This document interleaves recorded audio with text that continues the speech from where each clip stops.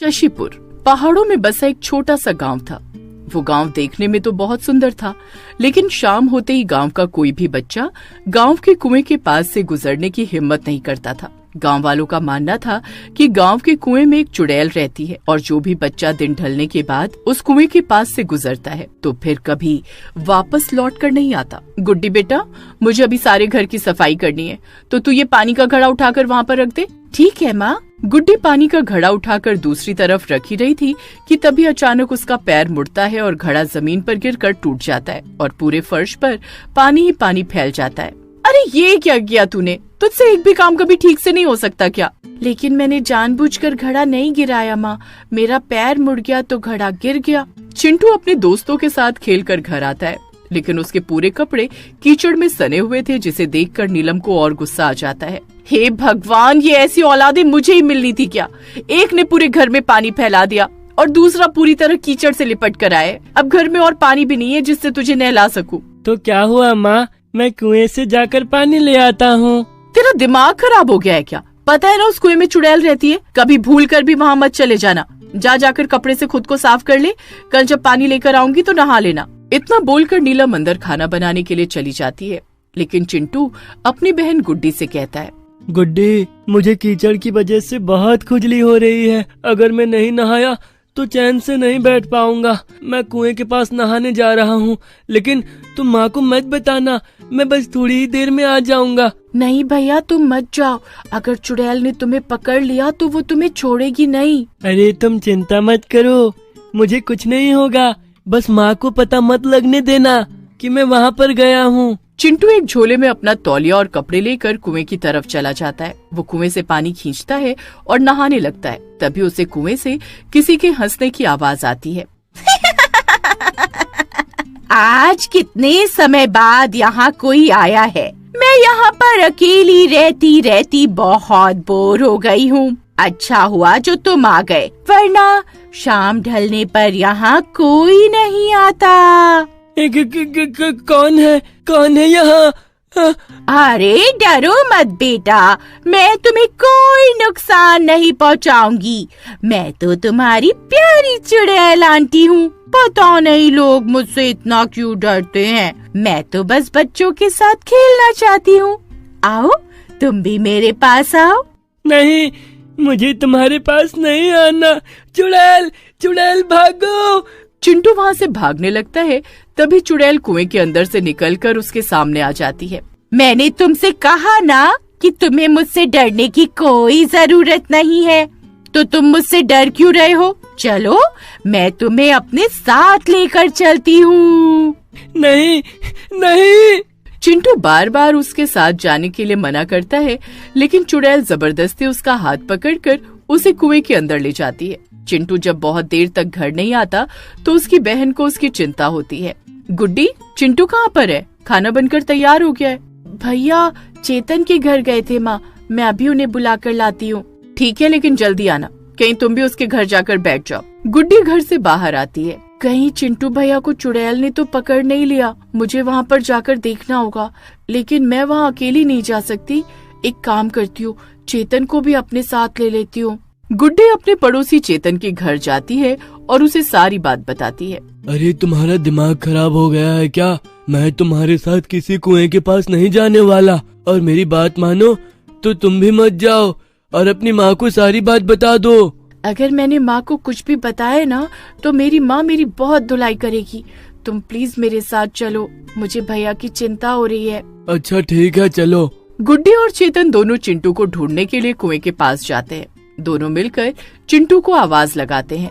अगर तू यहाँ पर है तो जल्दी से आ जा, हमें बहुत डर लग रहा है। उन दोनों की आवाज कुएं के अंदर बैठी चुड़ैल सुन लेती है। लगता है तुम्हारे दोस्त तुम्हें ढूंढते ढूंढते यहाँ तक आ पहुँचे हैं। अच्छा है, अब मुझे 2 बच्चे और मिल जाएंगे। तुम चिंता मत करो, मैं उन्हें भी यहाँ पर लेकर आती हूँ। चुड़ैल जल्दी से कुएं के बाहर आती है तो चेतन और गुड्डी उसे देखकर बुरी तरह डर जाते हैं। चेतन चुड़ैल को देखकर इतनी तेज दौड़ता है कि पलक झपकते ही वहाँ से गायब हो जाता है, लेकिन गुड्डी को अपने भाई की चिंता थी तो वो वहाँ से नहीं भाग। देखो चुड़ैल आंटी, अगर आपने मेरे भाई को किडनैप किया है तो प्लीज मुझे मेरा भाई वापस दे दो, वरना मेरी मम्मी बहुत मारेगी। है? गांव के सब लोग मुझसे डरते हैं और मैं यहाँ पर तुम्हारे सामने खड़ी हूँ और तुम्हें मुझसे ज्यादा अपनी मम्मी से डर लग रहा है। आप वो सब बातें छोड़िए और बताइए मेरे भैया कहाँ हैं? मुझे मेरे भैया वापस चाहिए। हाँ हाँ, जैसे तो तुम कहोगी और मैं तुम्हारी बात मान लूंगी। चलो मेरे साथ चुपचाप कुएं के अंदर। गुड्डी नहीं नहीं चिल्लाती है, लेकिन चुड़ैल उसे भी अपने हाथ से खींचते हुए कुएं के अंदर ले जाती है। तभी चेतन भी दौड़ते दौड़ते अपने घर पहुंचता है और अपनी माँ को सारी बात बताता है। चेतन और उसकी माँ सीता नीलम के घर जाते हैं और उसे सारी बात बताते हैं। तो उनकी बात सुनकर नीलम के तो पैरों तले से जमीन खिसक जाती है। हे भगवान, इन औलादों को कितना भी समझा लो, लेकिन मजाले की कोई बात इनकी समझ में आए। अब मैं कैसे उन दोनों को उस कुएं वाली चुड़ैल से बचाऊंगी?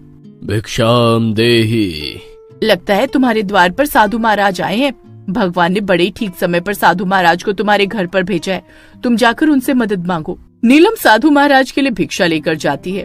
तभी उसका उतरा हुआ चेहरा देखकर साधु महाराज उससे पूछते हैं, क्या बात है बेटी, तुम मुझे बहुत परेशान लग रही हो।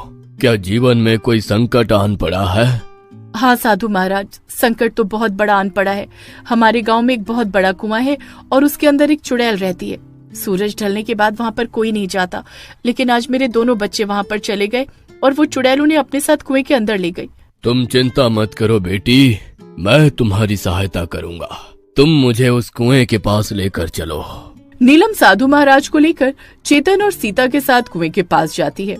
तभी साधु महाराज अपने कमंडल से जल लेकर कुछ मंत्र बोलते हैं और उस जल को कुएं के अंदर डाल देते हैं। तभी कुएं के अंदर से चिल्लाने की आवाज आती है और चुड़ैल उनके सामने आकर प्रकट हो जाती है। किसने मुझ पर वो जल फेंका? किसकी इतनी हिम्मत? तो तुम हो वो चुड़ैल जिसने बच्चों को कैद किया है। देखो, चुपचाप बच्चों को वापस कर दो, वरना ठीक नहीं होगा। देखिए, आप साधु हैं, इसलिए मैं आपकी इज्जत करती हूँ, लेकिन मैंने उन बच्चों को कैद नहीं किया है और न ही उन्हें परेशान किया है। मैं तो बस उनके साथ खेल रही थी। ये झूठ बोल रही है साधु महाराज। भला कौन सी चुड़ैल बच्चों के साथ खेलती है? अगर आप लोगों को यकीन नहीं होता तो आप बच्चों से ही पूछ लीजिए। चुड़ैल कुएं के अंदर जाती है और बच्चों को बाहर लेकर आती है। तो बच्चे अपने अपने हाथों में आइसक्रीम लिए हुए खा रहे थे और बहुत खुश थे। देख लिया ना, बच्चे कितने खुश हैं। मैं तो बस बच्चों के साथ समय बिताना चाहती थी। देखो, तुमने पहले भी बच्चों को कैद किया था और आज भी किया। तुमने गांव वालों के बच्चे चोरी करके उन्हें वापस नहीं दिया। ये बहुत ही गलत बात है। तुमने गांव वालों से उनके बच्चे छीने हैं। उन्हें उनके बच्चे वापस करो। और तुम एक चुड़ैल हो तो तुम बच्चों के साथ कैसे खेल सकती हो? साधु महाराज की बात सुनकर चुड़ैल की आंखों में आंसू आ जाते हैं। हाँ, मैं एक चुड़ैल हूँ, लेकिन क्या मेरे अंदर ममता नहीं? क्या मैं बच्चों के साथ नहीं खेल सकती? मैं पहले इसी गांव में रहती थी, लेकिन मेरी कोई संतान नहीं थी। लेकिन मैं गांव के सभी बच्चों को अपने बच्चों की तरह ही प्यार करती थी। उन्हें अपने हाथों से खाना बनाकर खिलाती थी। लेकिन गांव की सब औरतें मुझे बांझ के ताने देने लगी और बच्चों का मेरे साथ खेलना भी बंद करवा दिया। मैं बहुत अकेली पड़ गई और बांझ के ताने सुन सुनकर एक दिन मैंने इस कुएं में कूदकर अपनी जान दे दी। लेकिन बच्चों के अंदर मेरा मोह था, इसलिए जब भी कोई बच्चा सूरज ढलने के बाद यहाँ से गुजरता था तो मैं उसके साथ खेलने के लिए उसे अपने साथ ले जाती थी। लेकिन मैंने कभी किसी बच्चे को कोई नुकसान नहीं पहुँचाया। मैं तो बस उन्हें प्यार करना चाहती थी। मैं तुम्हारी पीड़ा को समझता हूँ, लेकिन तुम जो कर रही हो वो गलत है। गांव वालों ने तुम्हारे साथ गलत किया, लेकिन अब तुम किसी के बच्चे को अपने मोह के लिए अपने साथ नहीं रख सकती। ऐसा करके तुम एक बच्चे को उसकी माँ से जुदा कर रही हो। क्या तुम चाहती हो कि कोई माँ अपने बच्चों से जुदाई का दुख सहे? तो फिर तुम सब बच्चों को वापस लौटा दो और मैं तुम्हें यह आशीर्वाद देता हूँ कि अब तुम इस चुड़ैल जीवन से मुक्त हो जाओगी और तुम्हारे अगले जीवन में तुम्हें संतान सुख की प्राप्ति होगी।